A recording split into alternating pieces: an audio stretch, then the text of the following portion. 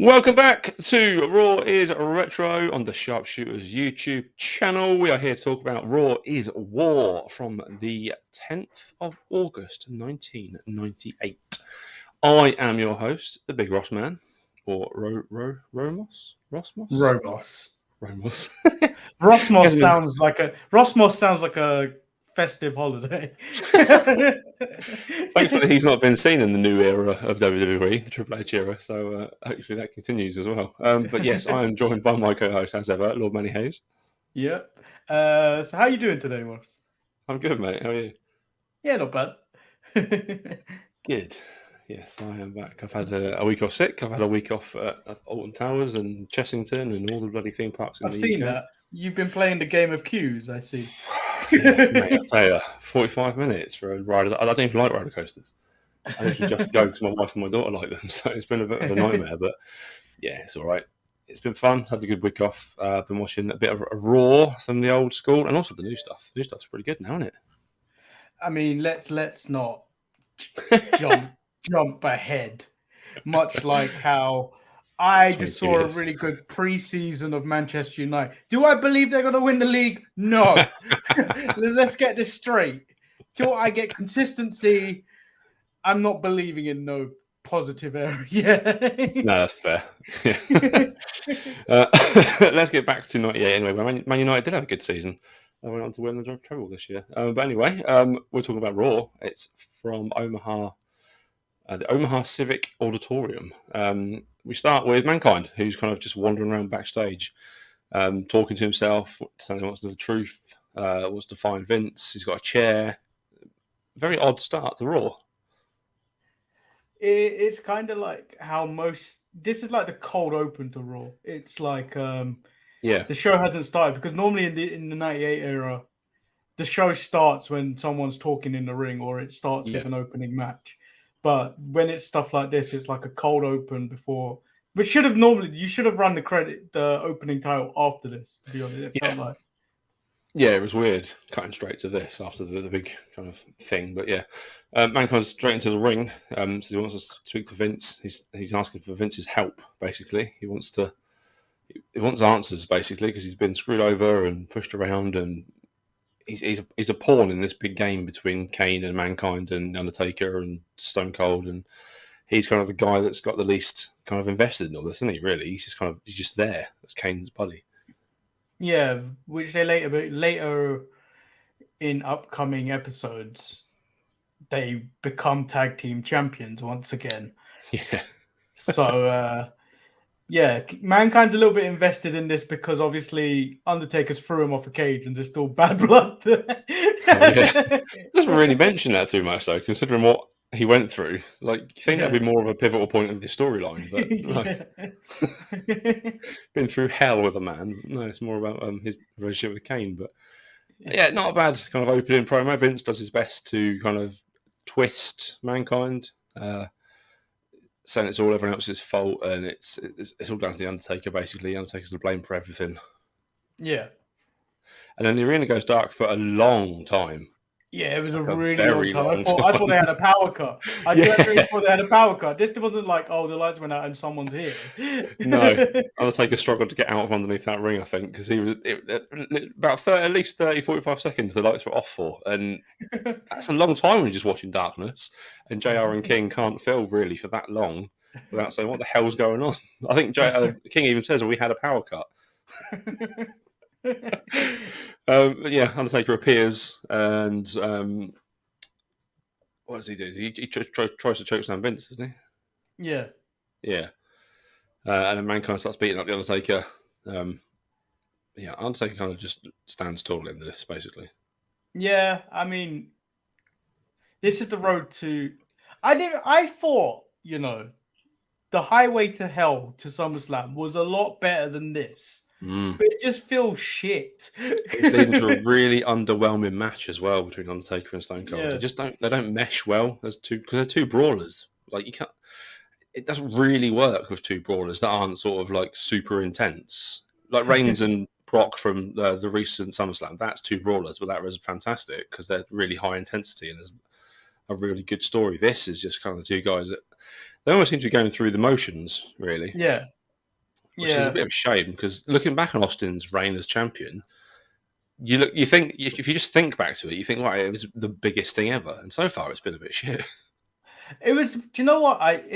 Because if you've listened to the Logan Paul Impulsive podcast with Triple H, yes, I have, where Triple H has gone on to say it's more about, you can have all the wrestling talent in the world, but if you can't captivate an audience with the other side of it, which is the performance of the story, what's the point of it, essentially? And I think the whole point of the Austin era was that you could connect with Austin because of the story going on around him. It was all that you were fighting against a man a lot of the time, and it was easy relatable because most people that watch wrestling has something wrong with their boss. Yeah, basically, there's one thing that they want to fight back against, and Stone Cold's kind of the outlet for that. But yeah, Triple H, he's right what he says. You have to have the whole thing. You can have a 2-hour show of fantastic wrestling, and it's great, but if there's no storyline leading to the week after and the week after that, then it's just kind of pointless. Yeah, when you're fighting it's just simply fighting for no reason. It's just matches for matches' sake, and you need the storyline. JR's been on the internet, and he's found rumours on the old Angel Fire sites that DX is disbanding tonight. Angel Fire, I was going to say GOCs. Definitely where I used to get my news from. Our first match of the night is Luna with the Oddities taking on Jackie with Mark Mero. What? Why? Who asked for this? Yeah, where is this from? Because this is completely out of nowhere. Where's Sable been? She's the ring announcer for this match, wasn't he? But I don't know why.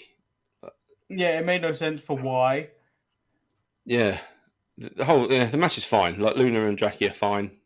It's probably one of the better women's matches we've seen for a long time. But it's a lot of pulling of the hair, using the hair to do snapmare takedowns and knees in the fanny, that sort of stuff. It's just, I mean, it's women's wrestling in 1998. It is exactly what you'd expect it to be. Do you know what? Both of these two are better than what was displayed here. Yeah, I think the problem is at this point the producers backstage would tell them exactly what to do rather than saying just go out and wrestle. Which I think, if you look at Becky Lynch and Bianca Belair at their SummerSlam match just gone, it's like, they're told to just go and wrestle. Like, I don't imagine they're told this spot followed by this spot followed by that spot. Luna wins. Right. This is after Sable trips her when she went to the top rope. Yes. So I don't really know where is what is the point of this, basically. It's to prolong the Sable Jacqueline feud. Yeah, no one cares, do they? Everyone just wants to see Sable powerbomb Mark Mero every week, basically. That's all they want to see. Backstage, we get the first look of the part of DX tonight, and it's Outlaws, and they show up and they don't look very happy. And we get a brawl for all. It's our first brawl for all match. Can I just point out, we don't make notes for this. We use notes from a website. Yeah. This has broken down the brawl for all by round. Yeah, why? I don't need this. I mean, I don't need a blow-by-blow account of the brawl for all match. It was a standard brawl for all thing. Josh wins by decision, basically. One of the better ones, I think. The two lads can. I mean, Samuel can definitely fight. He seems like he's a proper fighter. Yeah. And Josh was former NFL lineman, wasn't he? So he's probably tasted with his hands, like, in the trenches. But the winner will face Mark Mero next week. Or the winner of Mero and Bradshaw in the semi-finals. Brilliant. Triple H and Chyna show up in a BMW convertible. Lovely. But no X-Pac yet. X-Pac doesn't show up till a little bit later on, and he hasn't got a car. He just comes wandering in with his big duffel bag. He's got the bus to the arena. Michael Cole tries to have a word with Chyna, but she tells him to suck it and then throws him into the convertible, which is nice. And then we get the LOD 2000 stuff. Where this needs to stop. It's really uncomfortable viewing, isn't it? Uncomfortable. Yeah, it's not nice to watch. I mean, you're not even learning a lesson. I admittedly have been watching a lot of Boy Meets World recently on Disney Plus, Classic. and at least if you see some nonsense like this, you get a life lesson from it. Yeah, you're not getting anything from it other than Hawk's a bum. Yeah, exactly. Yeah, and Animal seems largely okay with it. He'll still fight with him if he needs to. Yeah, he falls off the ramp, and they cut to a break, come back, and Southern Justice are on the way out. Jeff Jarrett, I think, looks in great shape at this point. I think he looks really good and could have been higher up the card. Because when he's in the ring and because Josh comes down and help Animal, whatever, no one cares about Josh. You've already seen him. He gets his hair cut. But Jarrett just looks stacked. He looks like a very handsome man at this point. Like I don't really like Jeff Jarrett, but I thought here I think this is the turning point. This is the turning point because I've watched a few episodes of Raw ahead. So at SummerSlam, this Jeff Jarrett ends up having a hair versus hair match with X-Pac. Yes. And then we move on from this kind of iteration of Jeff Jarrett to silver shorts Jeff Jarrett. Yeah.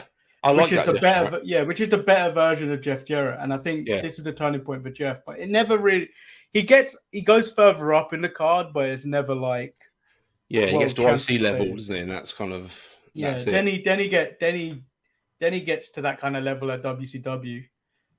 But I didn't really watch it. No, I wasn't watching when Jeff was the WWE champion. I was like, that's Jeff Jarrett. Why is he champion?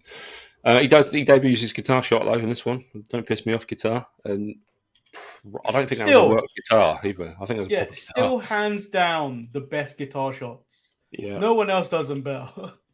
Absolutely nails Droz right on the top of the head. And I think it cuts Droz's head, or maybe the guitar, or when he's cutting his hair, he cuts him like in his hairline. It's such a great shot, though. He just hits it so hard. Yeah, it's perfect. It's perfect. Yeah. We have a break, and then we get the DX segment, which such a waste of my time. It really was. It's 3 minutes of guys calling each other jack-offs. We're jack-offs. You're jack-off. And then we see Chyna's ass. Brilliant. Yeah, because they were talking about the DX split. Yeah. And Chyna wanted to initiate the DX split. Which is going to be the thumbnail. I'm just going to say it now. If I can't find anything else. It says in these notes, actually, I'm not sure how anyone can prefer DX over the NWO. At this point, I love DX. But looking back, before the NWO got massive, they were cool. DX is just twats at this point. Yeah, we get Austin speaking to Michael Cole. He takes him back into locker room showers for some reason. Yeah, and gets him wet. Yeah, weird. Michael Cole put up with a lot of crap in the early days. He did. And it gets to get to where he is now, it gets much worse. Yeah. It doesn't get any better for Michael Cole. It just gets worse. No, it takes to the mid sort of 2000s before it starts to get any better for him. Well, actually, probably later than that. 2010s. No, because Heidenreich tried to rape him. Yeah, it must be at least 2010, 2012, I think, before he starts to get good. But him with Pat McAfee now, they are probably my best commentary duo. I love the pair of them. They're great. Yeah. We get Godfather versus Vader, which I'm down for, but we don't get a match, do we? I mean, Vader takes a hose. He does. Yeah, I like it. Fair enough. Vader says he has to have a good time at this point. He knows he's not going to be world champion anytime soon in WWE. Yeah. He has to go back to WCW. Bart Gunn has come out and demands some respect from JR because he knocked out Dr. Steve Williams and Ross. Jim Ross was not having it essentially last week. Dr. Death is his boy, wasn't he? Yeah, and then he'd been telling him. Ross essentially just says, "You need to worry about the Godfather, not me." Yeah, they're meeting next week in the Brawl for All. Yeah. Yeah. I quite like Bart Gunn. This sort of new, like he's not smoking guns, Bart Gunn. He's not bodacious Bart or bombastic Bart, whichever one he was. Yeah, but this is it for him. Nothing else happened for him. No, he gets his Mania match against Butterbean when he gets knocked the fuck out, and that's it. He doesn't ever appear again, I don't think. Yeah, I think so. Val Venus is backstage with John Wayne Bobbitt. No idea who that is. No, I was going to say, do you want to explain John Wayne Bobbitt? I think it was he the guy that had his dick chopped off in real life by his Possibly. wife, and she threw it into the bushes or something like that. Yeah. You can see why the RTC became a thing, because I don't want to watch this. But we do get an explanation from Val Venus as to why he's still in one piece. It was cold, and there was shrinkage. Yeah, and and then he kicks Mrs. Yamaguchi's son to the side. Yeah. He's like, hit the bricks. Sayonara, bitch. Yeah, I mean, this is just an awful segment. It's two guys talking about their penis, and they've been interviewed by Jerry Lawler. I mean, it's exactly what you'd imagine it would be. There's lots of terrible dick jokes. Yeah, this is awful. And then he tosses a battery at her. Yeah, it's harsh. They hurt. A vibrator joke. Brilliant. Did you not see that? No, I missed that bit. I think I wanted to get a drink at that point. That's why when he gave me the battery, he was like, "Oh, that's a vibrator joke." Oh God. Christ. We see Edge. He's in the crowd, as he seems to be always at this point. He's killed that man and he's just disappeared back into the crowd. I'm sure he'll get into the ring again at some point. And then we get another Brawl for All match. Bradshaw versus Mark Marrow. Two guys who, I don't know if Bradshaw's a legitimate fighter, but Mark Marrow is a legitimate fighter. Yeah. It's almost to a fourth round. 4 rounds of this. Yeah, I think they would draw. It was a draw in the third round. Yeah. So Bradshaw does win. Bradshaw will take on Droz next week in the semi-finals. I mean, no one cares, do they? Really? And then we get... is it our main event? It is. It's the tag team title triple threat. Triple threat? No, 4-way. 4-way. Yeah. Austin and Taker, Outlaws, Kane and Mankind, and Rock and Owen Hart. And interestingly, they've initiated the Outlaw rule because of the last time when the Outlaws pinned each other. See, that was really clever. It was really clever by the Outlaws, which you don't expect from those two. But this is quite good. This is, I mean, 8 of your biggest stars, really. Yeah, and then it ends in kind of, is this a conspiracy? As Kane hits Undertaker with a chokeslam. Yeah. A weak one at that, and then gets the win. Where it took, I'm pretty sure the last time he faced off against Kane, it took everything to defeat Kane. Yeah, it did. It really did. It's getting easier and easier for these two to defeat each other. I think their first match was like 3 tombstones, wasn't it, to win? Now it's like 1 shitty chokeslam. New champions at 15 minutes. Not bad. I quite enjoyed it. It was decent. It was a decent match, but I don't like this type of match. No?